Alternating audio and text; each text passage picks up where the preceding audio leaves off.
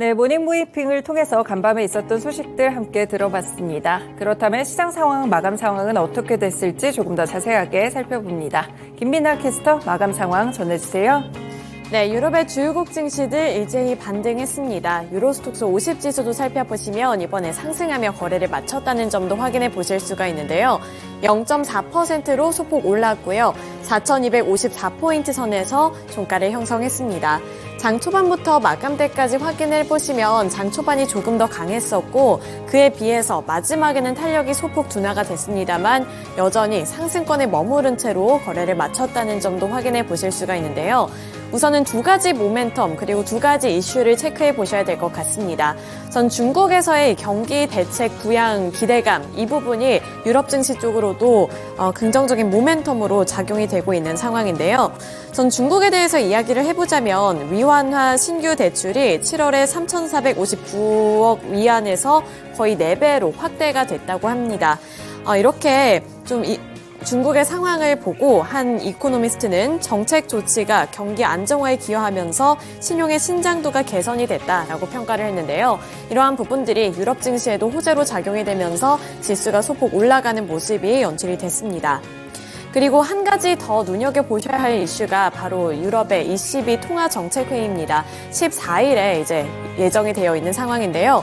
현재 이렇게 파란색 박스를 살펴보시면 현재 금리를 살펴보실 수가 있습니다. 현재는 이제 이렇게 금리가 동결될 것이다라는 의견이 조금 더 지배적인 상황인데요. 22 회의에서 어떠한 결정이 내려지게 될지도 눈여겨보시면서 유럽 증시 눈여겨보고 계신 분들이라면 참고해 보시면 좋을 것 같습니다. 네, 그리고 원유 선물 가격 흐름 살펴보도록 하겠습니다. 원유 같은 경우에는 0.2%가량 소폭 조정을 받으면서 87달러 선의 거래를 마쳤습니다. 87.31달러의 종가를 형성을 했는데요. 최근 급등을 하고 있는 국제 유가 같은 경우에 이번에는 소폭 조정을 받았다는 점도 눈여겨보셔야겠습니다. 최근에 많이 올랐던 만큼 여기서 어느 정도 진정세가 나타나는 모습이고요.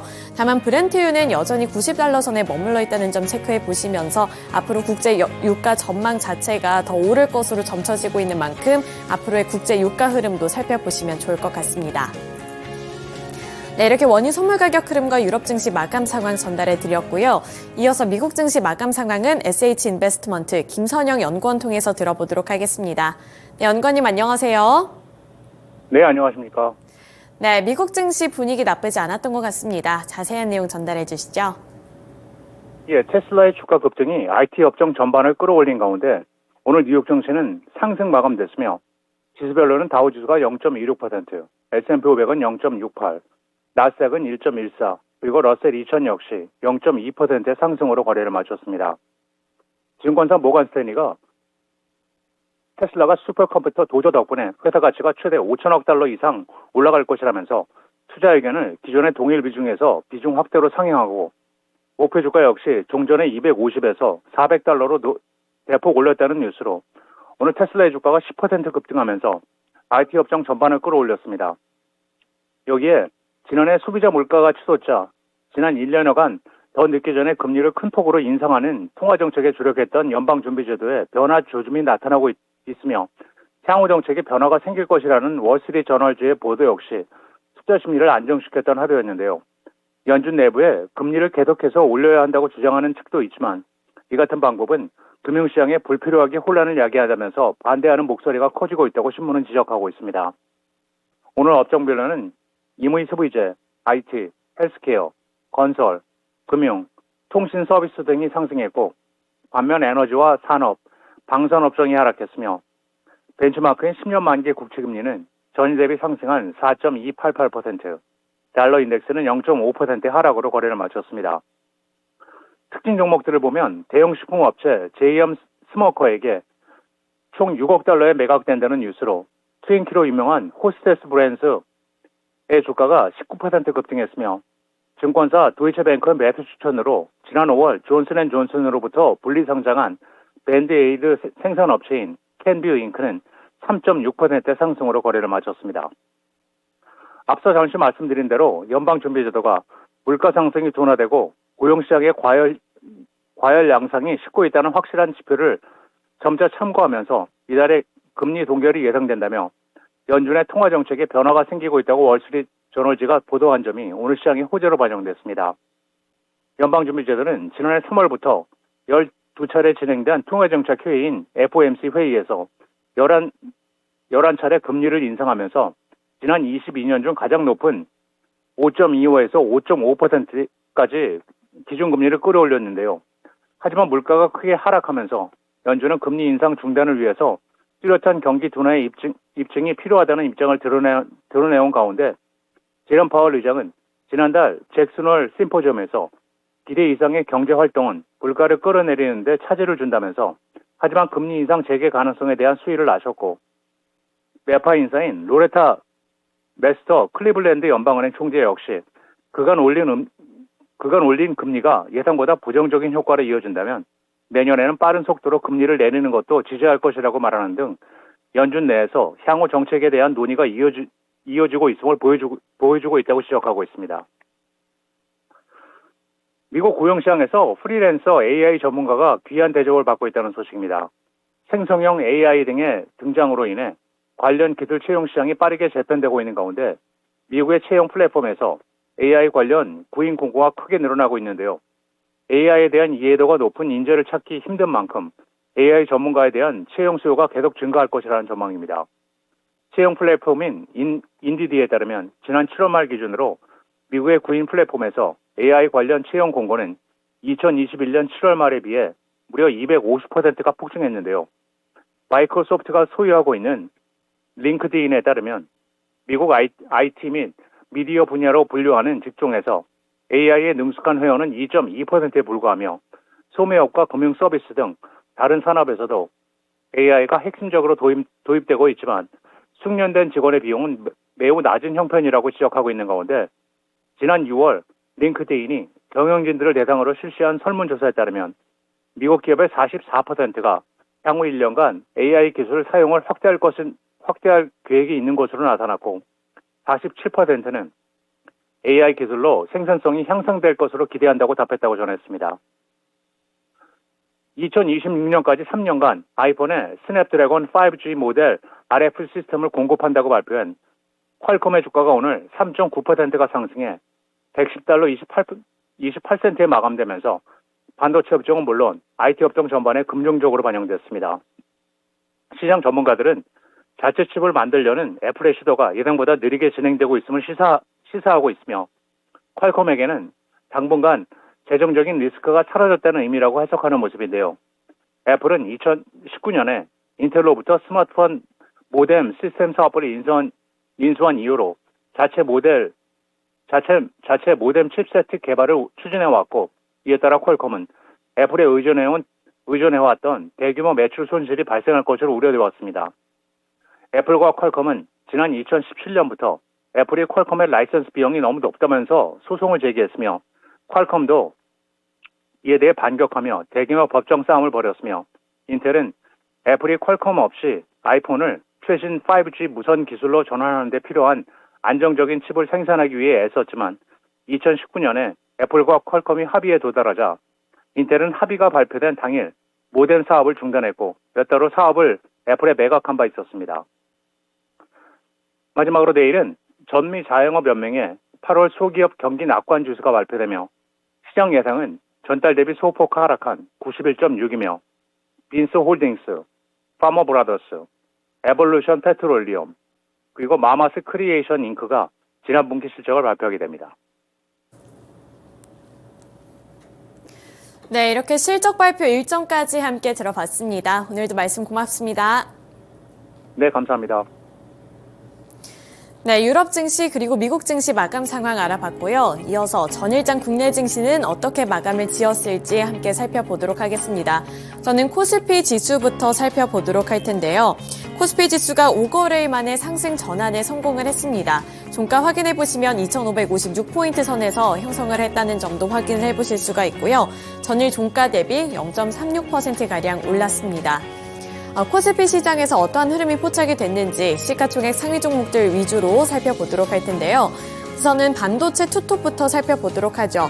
삼성전자가 0.71% 올랐습니다. 그리고 SK하이닉스도 1.93% 강세로 거래를 마치면서 급락했던 주가가 어느 정도 회복되는 움직임이 나타났는데요. 삼성전자는 0.71% 오른 78,800원의 종가를 형성을 했고요. SK하이닉스 같은 경우에는 1.93% 오른 115,900원의 종가를 형성을 했습니다. SK하이닉스 그리고 삼성전자 같은 경우에는 장 후반부에 가서 매수세가 더 많이 들어왔다고 보시면 되겠고요. 그동안 조정을 받은 것에 대해서 이제 저가 매수세가 유입됐다라고 살펴보시면 될 것 같습니다.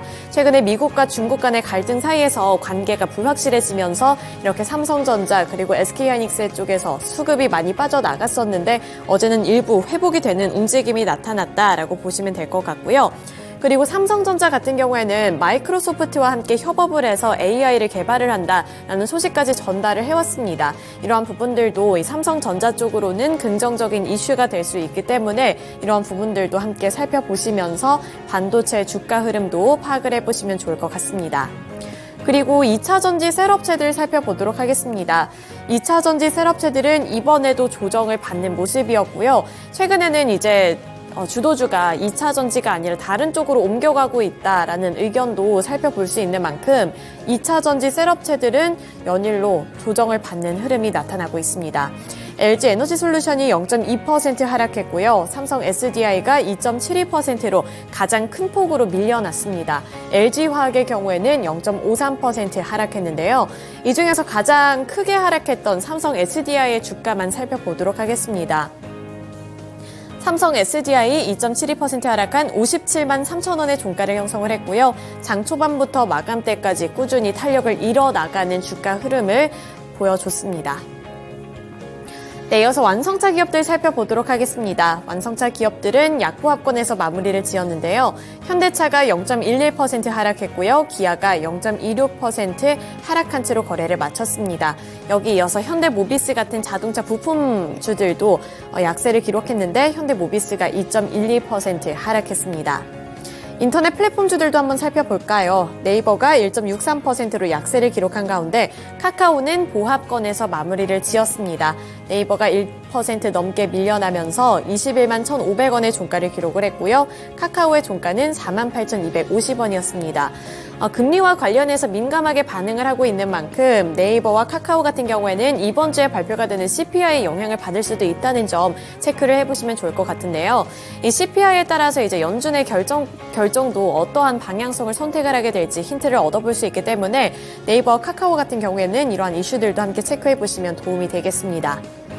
그리고 제약바이오 섹터 살펴보시면 최근 들어서는 그래도 제약바이오 섹터 안으로는 빨간불이 켜지고 있는 모습인데요.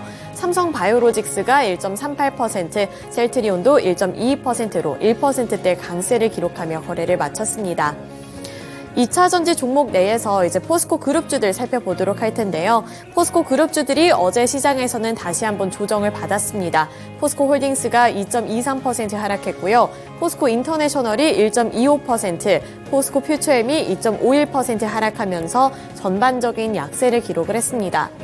마지막으로 이제 보험 섹터라든지 금융주 쪽으로는 매수세가 유입이 되면서 빨간불을 켜내는 모습이었고요. 삼성생명이 2.19%, 삼성화재가 3.09%, DB손해보험도 2.71% 오르며 거래를 마쳤습니다. 네, 이렇게 시가총액 상위 종목들 함께 살펴봤고요. 이제는 코스닥으로 넘어가서 코스닥 시장 상황도 함께 살펴보도록 하겠습니다. 코스닥은 하루 만에 하락했습니다. 전일 종가 대비 0.18%가량 하락하면서 912포인트 선에서 종가를 기록을 했고요. 시가총액 상위 종목들 위주로 코스닥에서도 살펴보도록 하겠습니다. 에코프로 그룹주들 이번에도 약세를 기록을 했습니다. 에코프로가 4% 넘게 밀려났고요. 4.02% 하락한 98만 원의 종가를 형성을 했습니다. 간신히 지켜나가던 100만 원 선 다시 내어주는 모습이었고요. 98만 원 선까지 밀려나는 흐름이 포착이 됐습니다. 에코프로비엠의 상황도 녹록지만은 않았습니다. 에코프로비엠도 3.01% 하락하면서 29만 원의 종가를 기록했고요. 간신히 지켜나가던 30만 원 선까지 다시 내어주면서 이렇게 29만 원을 간신히 지켜나가는 모습이 연출이 됐습니다. 장 초반부터 마감때까지 탄력은 지속적으로 둔화되는 모습이 연출이 됐고요. LNF의 경우에도 2.48% 하락하면서 19만 2,300원의 종가를 기록했는데 LNF도 간당간당하게 19만 원 선을 지지하려는 시도가 나타나고 있다는 점 보시면서 2차 전지주들 쪽으로 투자 심리가 최근에는 많이 약화가 됐다는 점 보셔야겠고요. 이뿐만 아니라 나머지 2차 전지 소재 종목들 전반적으로 약세를 기록하고 있다는 점도 체크를 해보시면 좋을 것 같습니다. 그리고 반도체 종목들의 상황도 그렇게 좋지는 않습니다. HPSP 같은 경우에 3.24% 하락했고요. 리노공업의 경우에도 3%대 약세를 기록하면서 아직까지는 이 반도체주를 향한 투자 심리가 많이 불안정하다는 점도 확인해 보셔야겠습니다. 여전히 미국과 중국 간에 해결해야 할 갈등이 있기 때문에 그러한 이슈들을 보셔야 반도체 종목들이 어떠한 흐름을 선택하게 될지도 힌트를 얻어보실 수 있을 것 같고요. 그리고 제약 섹터 내에서는 그래도 빨간불이 들어왔다는 점 보시면 좋을 것 같습니다. 네, 이렇게 코스닥 시장에서도 시가총액이 큰 종목들 위주로 살펴봤는데요. 이제는 테마로 넘어가서 특징주들 살펴보도록 하겠습니다. 우선 첫 번째 테마로 로봇주들 살펴보도록 할 텐데요. 로봇주들이 최근 들어서는 연일로 급등하는 양상을 나타내고 있습니다. 보시면 SP 시스템스가 30%로 꽉 채운 상한가를 기록해냈고요. 스맥의 경우에도 15.76% 강세를 기록을 했습니다. 그뿐만 아니라 레인보우 로보틱스라든지 대표적인 로봇주들이 전반적인 강세 흐름을 기록을 했는데요. 지금 대여 상장을 앞두고 있죠. 두산 로보틱스가 IPO를 할 것이고 이 IPO가 흥행에 성공할 것이다 라는 것이 증권업계 전문가들의 지배적인 의견입니다. 따라서 로봇주들이 하반기에 주도주로 떠오를 수 있을지에 대해서 관심도가 높아지고 있는 가운데 두산 로보틱스가 IPO를 한다는 점 그리고 그 IPO에 흥행을 할 것이다 라는 점이 점쳐지고 있는 만큼 로봇주들 쪽으로 매수세가 몰리고 있고 그 안에서도 투자 심리가 개선이 되면서 연일로 급등하는 흐름이 나타나고 있다는 점도 체크를 해보시면 좋을 것 같습니다. 그리고 넘어가기 전에 AI 관련 종목들 잠시 살펴보도록 할 텐데요. 로봇주들이 강세를 보였고 그 안에서 AI 종목들 쪽으로도 매기가 확산이 되는 모습이었는데요. 보시면 마음 AI가 7.97% 올랐고요. 셀바스 AI도 3.58% 올랐습니다. 솔트룩스 같은 경우에도 3.74% 상승세로 거래를 마쳤습니다. 로봇주들과 함께 간다라고 생각을 해보셔도 좋을 것 같고 우선은 삼성과 MS 간의 이러한 협력 그리고 AI를 개발을 한다라는 소식도 AI주들 쪽으로는 투자 심리를 개선시키는 요인이 되고 있다는 점도 참고를 해보시면 좋겠습니다. 네, 이제 마지막 특징주 섹터 살펴보도록 할 텐데요. 우크라이나 재건주들 살펴보도록 하겠습니다. 윤 대통령의 발언에 따라서 전일 시장에서는 우크라이나 재건 테마 쪽으로도 매수세가 유입이 됐고 전반적인 강세 흐름을 기록을 했습니다. 대표적인 종목 중에 하나가 바로 HD현대건설기계인데요. HD현대건설기계 9.15% 강세로 거래를 마쳤습니다. 77,500원의 종가를 형성해내는 모습이었는데요. 어제 고점은 78,000원 부근에서 형성을 했습니다. 그래도 고점과 그렇게 크게 다를 바 없이 77,000원 구간에서 종가를 형성을 했는데 HD현대인프라코어 같은 경우에는 지난 6월에 우크라이나 인프라부 쉬쿠라코프 바실리 제1차관이 울산 캠퍼스를 방문한 자리에서 우크라이나 정부의 재건 사업에 참여하고 싶다는 의사를 전달을 했다는 소식도 부각을 받았습니다. 따라서 함께 이 테마 종목으로 엮이고 있다는 점 보시면 좋을 것 같고요. 또 어제 같은 경우에는 윤석열 대통령이 전후 우크라이나 재건에 23억 달러, 하나로 봤을 때는 약 3조 700억 원을 지원한다는 소식에 이 건설기계 섹터 그리고 그 나머지 우크라이나 재건주들이 함께 오르는 모습이 연출이 됐습니다. 증권가에서는 우크라이나 재건 관련주가 그 전에 난립했던 테마주들의 양상과는 다르다고 평가를 하고 있는데요. 하이투자증권은 우크라이나를 대상으로 정부의 지원 액수가 구체적으로 발표가 됐다면서 우크라이나 재건 사업이 시작이 될 경우 지원을 공식적으로 밝힌 국가들의 제품을 먼저 구매하게 될 것이라고 말했습니다.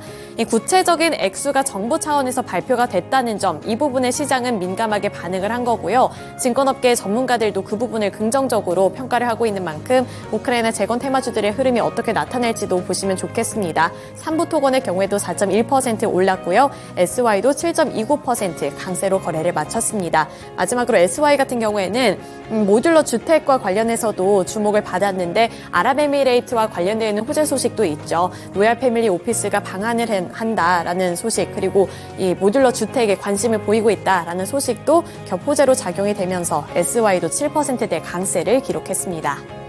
네, 이렇게 특징주들까지 함께 알아봤고요. 지금까지 글로벌 증시 마감 상황이었습니다.